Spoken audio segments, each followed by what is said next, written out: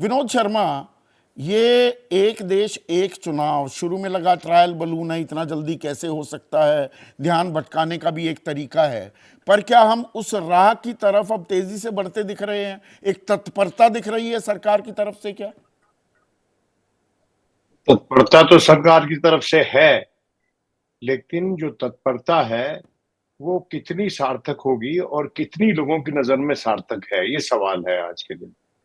देखिए, special session आपने बुला लिया, स्पेशल सेशन अनाउंस करने के बाद आप ये कमेटी का गठन कर रहे हैं और उसको एक टाइम फ्रेम कह रहे हैं कि जल्दी से जल्दी ये अपने रिकमेंडेशंस देंगी वन नेशन वन इलेक्शन के बारे में।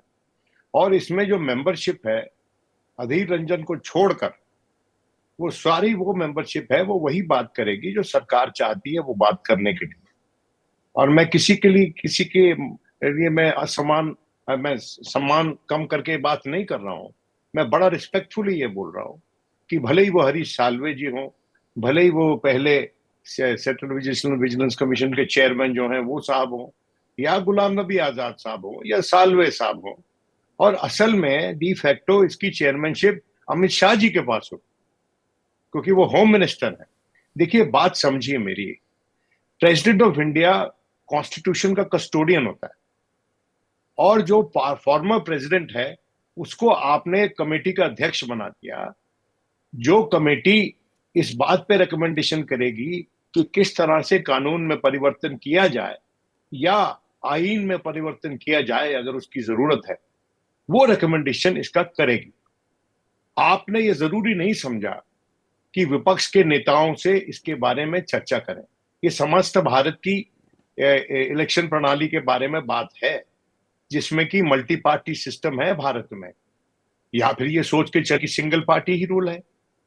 मल्टी पार्टी सिस्टम में आप क्या बातचीत नहीं करेंगे दूसरे स्टेक होल्डर्स के साथ? क्या आप अधीर रंजन को रखेंगे, लेकिन जो कि लोकसभा में प्रिंसिपल ऑपोजिशन पार्टी के लीडर हैं, पर मल्लिकार्जुन खड़गे को नहीं रखेंगे जो कि राज्यसभा में लीडर हैं, लेकिन उनके प्रेडिसेसर गुलाम नबी आजाद को रखेंगे, जिनके पास ना तो कोई एमएलए है ना कोई एमपी है, और उनकी पार्टी का क्या अस्तित्व है इस हम जानते हैं। वो कोई कॉन्स्टिट्यूशनल एक्सपर्ट नहीं है गुलाम नबी साहब। वो इसलिए रखा गया है कि भाई गुलाम नबी साहब जो हैं वो कोई ऐसी बात नहीं करेंगे जिससे कि ये सरकार राजी ना हो।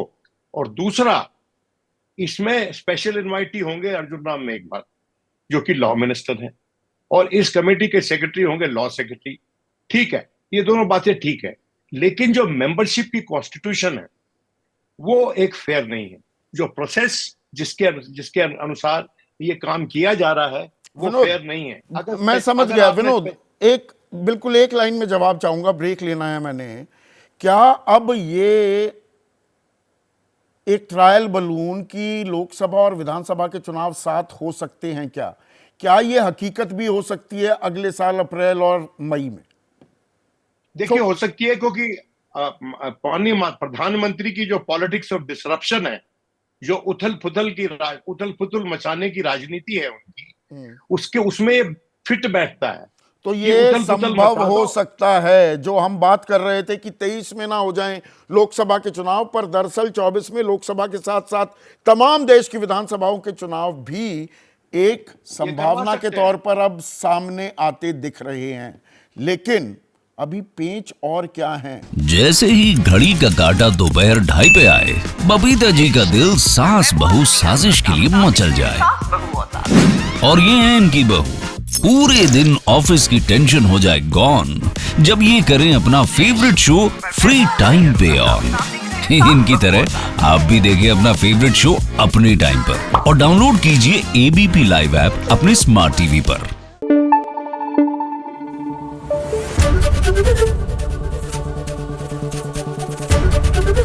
एबीपी न्यूज आपको रखे आगे।